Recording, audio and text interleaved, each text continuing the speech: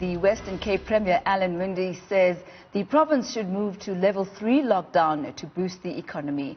This is despite the province being the hardest hit with over 6,700 cases and 117 deaths, and has over half of the country's confirmed cases. Now, President Cyril Ramaphosa was scheduled to visit the Western Cape tomorrow, but his visit has been postponed after the Premier went into self-quarantine. He previously came into contact with TV channel ENCA's cameraman Lungile Tom, who passed away from COVID-19. We do send our condolences to his family. We do now have on the line the Premier of the Western Cape, Premier Alan Winde. A very good afternoon to you, Premier. How are you feeling now that you are in self-quarantine? Good afternoon. Thank you. I'm fine, thank you. Thanks for asking. This is actually the second time that I've come into contact with someone in quarantine. Although I think we're used to running things from remote laptops and phones. But personally, I'm fine. Obviously, I'm practicing what I preach. I can't tell people to do the same thing if I'm not prepared to do it myself. So, at what point will you go for testing, if at all? I won't go for a test. I'll rather save the tests for where they need to be used. We always say that if you feel sick, you should even wait at home and quarantine yourself. You don't necessarily have to go for a test unless your symptoms get worse, and then you obviously first call the hotline.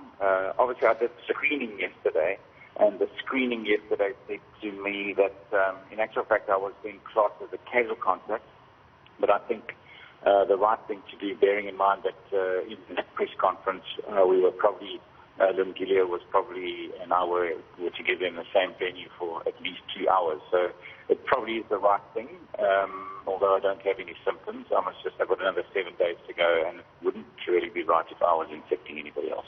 I must follow what I preach. Now, Premier, following the President's address last night to the nation, he announced that the country may be moving to level 3 at the end of the month. But we do know that the DA has been advocating for a nationwide ending of the lockdown. But focusing specifically on your province, you do have the highest number of COVID-19 cases in the country. Some are saying that you should be going back to level 5, but instead you want to move to level 3. What are the reasons for that? Okay, so first of all, I think the numbers we're dealing with actually come from level 5.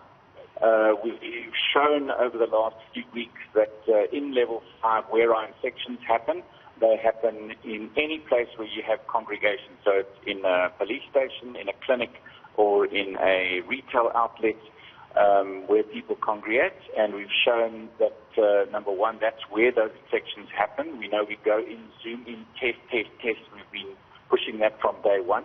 But also, level 5 was the time to get your medical response in place. Now we've got to balance the medical readiness with both humanitarian aid and humanitarian response, or even a humanitarian potential disaster, as well as the economic response. And we have a plan that we've shown Minister Mkhize. We will also show the President next week. It's called our hotspot plan. We have got 9 hotspots, and we zoom into those hotspots with a whole-of-government approach, and we will be measuring to see the impact of those. But we are saying that there's no point.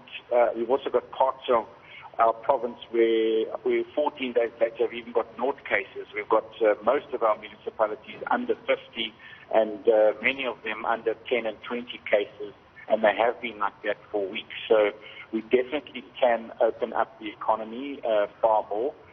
Obviously, we don't have the control. The control sits at a national level where they designate the levels.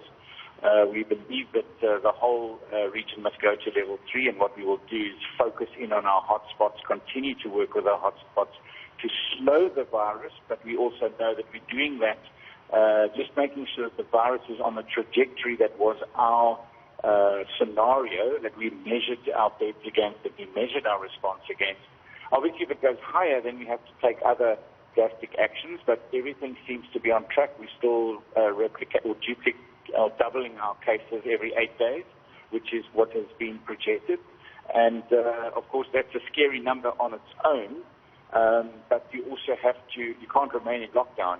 That's not possible. Then your humanitarian and your economic disaster then become too great. So you've got to balance it. And that is what we are putting on the table for, as you said, with the President's negotiations.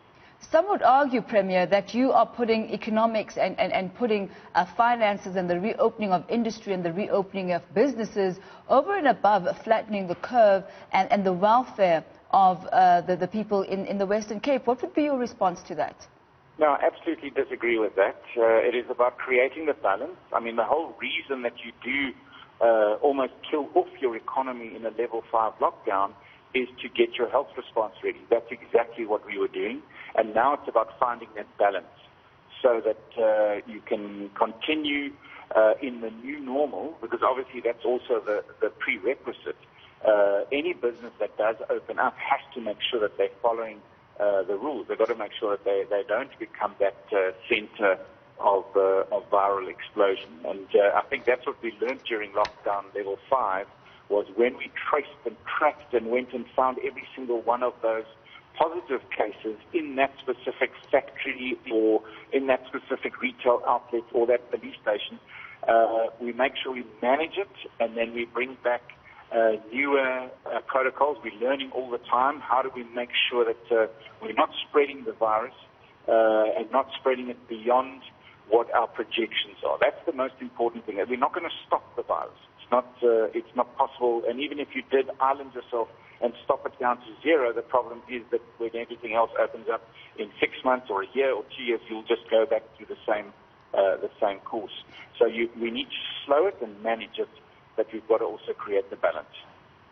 What we can argue, though, Premier, is can the people of the Western Cape, I guess, be trusted to abide by the regulations? We saw that when we moved into level 4 and exercising was now allowed, that the beaches in the Western Cape were packed to full capacity, people not necessarily keeping that social distancing. So that's exactly that's what we do with the hotspots, is you move in. You make sure that where there is the disobedience, where there is the compliance with the rules, that you actually are able to deal with them. And as you saw in that case, the next day we had ample law enforcement out. Wherever we detect this, immediately we move out. And we're also engaging with behavioral change. So we've got behavioral change specialists with us. We are really trying to because we've got to move to a new normal, and a new normal is how people can interact and operate, but making sure that we're following the golden rules, we're wearing our masks, following our hygiene practices, we're washing our hands regularly, we're disinfecting our spaces where anybody comes into contact with anybody else, whether it's a workspace or a services space, that we are busy building towards that new normal. And of course, all the tracking that we have is we've got to track 2 real numbers. The one is the testing and positive number, and we've got to track and test the death number. And we'll leave it at that for now, Premier. Thank you so much for your time.